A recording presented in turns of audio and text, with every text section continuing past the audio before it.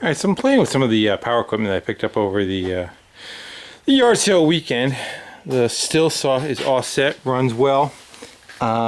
Just needed a good cleaning, and the only thing that's really a problem with it is there's a jack bolt for the bar that's broken in half. So I'm gonna see if I can go pick one of those up tomorrow. It only had one nut holding the bar on, so I have a feeling they were trying to hold it down with the one nut and crank down on with the screw, and then they broke the screw off. And I think that was the death of the saw. They just couldn't hold the blade on it anymore because it wouldn't hold tension. And they stopped using it when the chain fell off like it was sitting. So the motor's all tight. The only other thing I noticed was the throttle idle speed was cranked way down, so the saw screamed, and then the ground wire was off on the other side. So when you went to go shut it off, you couldn't shut it off. So I just pulled the coil wire on it, killed it, found where the ground wire was supposed to go, reattached that, turned the idle back down. I didn't even have to play with the air fuel mix. All that was fine. And we're just down to that one piece for that. The Husqvarna mower is done. You guys can back up. Well, why don't you film working on this stuff? What happens is it just takes so long. You want to get stuff done, and it just kind of takes forever. But the Husqvarna is all set. The belt drive works. It just needs a good bath. I got the covers off of it right now, and it just needs an air cleaner, air filter rather. And this one should be all set. The blade was on it upside down. I bet you that didn't cut very well that way. So I ran around the yard for a while, and that, if you had smell-o-vision right now, it still smells like bad fuel. But I had to purge all that crappy fuel out of there, change the oil, flip the blade over, clean the carb, and just kind of free up the automatic drive on that. And that guy's good. Now we're going to the tractor. I just dragged the tractor in, and this is the one that said for sale, cannot get it to start. And yeah, out there for $150, and he tried all different kinds of things, but I asked him if it had a mouse nest in the top. He said, yeah, it did, as a matter of fact. And then that pretty much clued me into the fact that it overheated and is either dropped a valve seat, the valves are tight, or it has a blown head gasket. One of those three is what probably the condition is, and judging by the blowing oil coming out around it, yeah, we think my assumption is correct. So anyway, I screwed a spark plug compression tester into the spark plug hole. I figure we'll hop up on the seat there and give her a spin over. Anything 100 pounds is good. Yeah. Let's see what we get.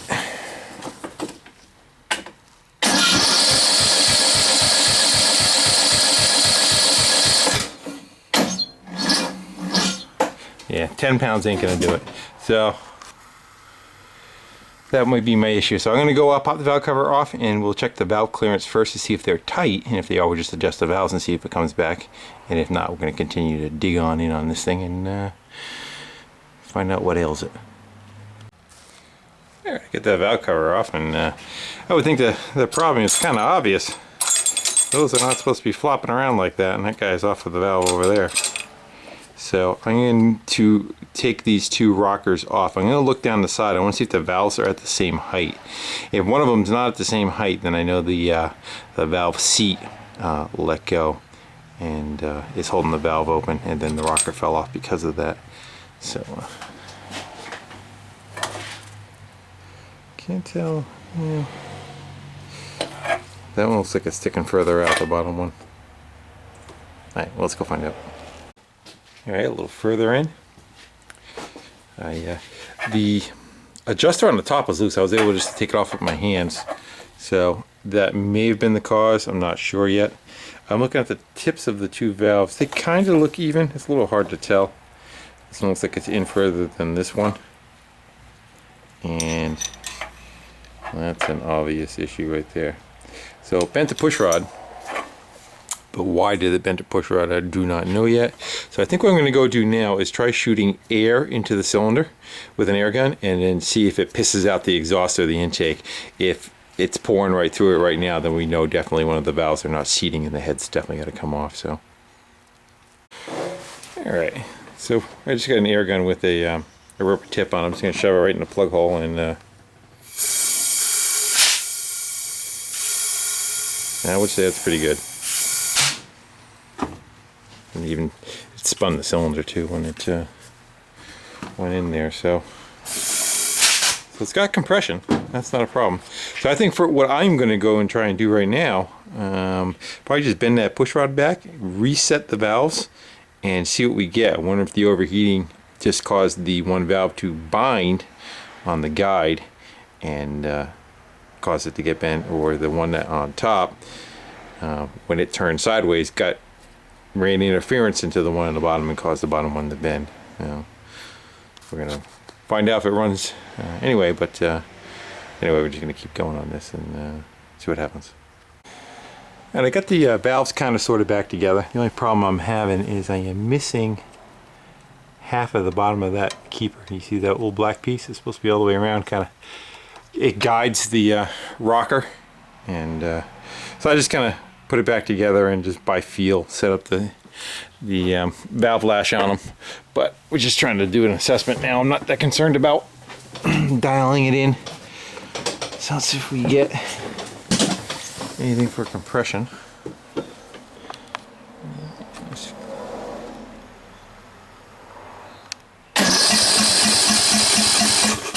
Doing something. See, going up around 50 or so.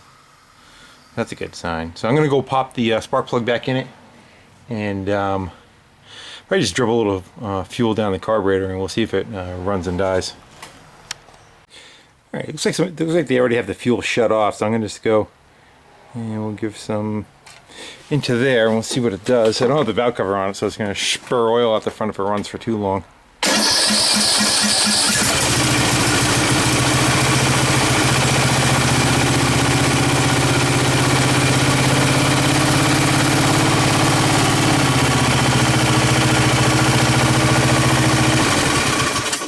I would go with that.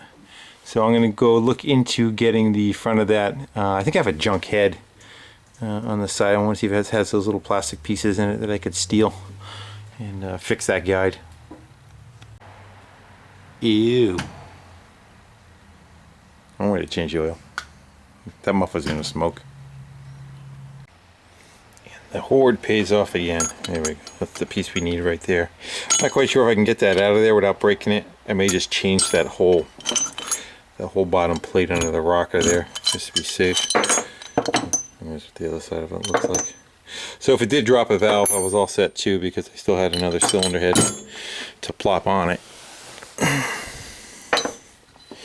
But instead, we can get away with just stealing some parts. Alright, so I went in the house and looked on the computer real quick. Intake is 4,000, exhaust is 6,000. My exhaust I had right on the money. How's that for a calibrated hand? The intake I was a little on the loose side yet. And you got to go to top dead center with the piston and back it up about 1/4 inch. So I just stuck a screwdriver in a plug hole and followed that. That's where you adjust it, and the reason why that's where you adjust it is there is a decompression valve inside these, so that's why it does not get up over 50 psi and not showing like 100 or whatever it should, because it does have that decompression until it revs up, so that it's not so hard on the starter when it's trying to get it past the compression stroke. Yeah, that's it.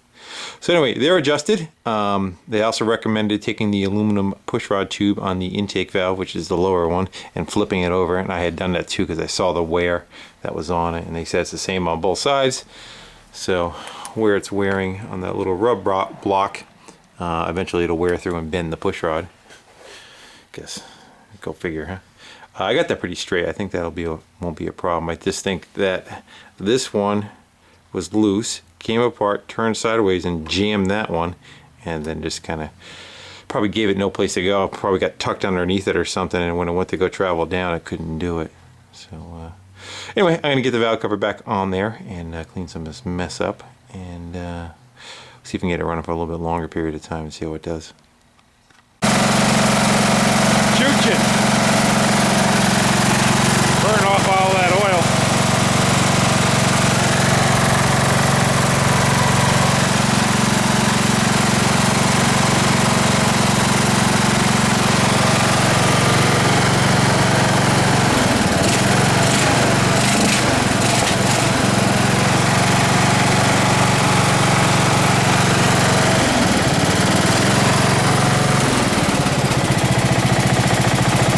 clean that carburetor out too.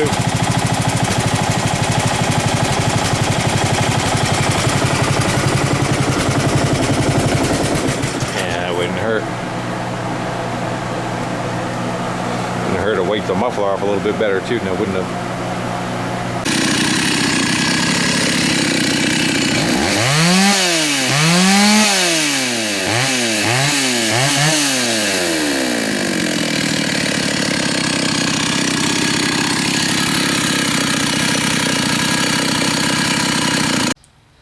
What do you think? We'll do a parting shot.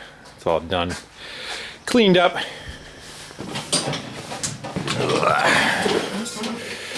Cold start.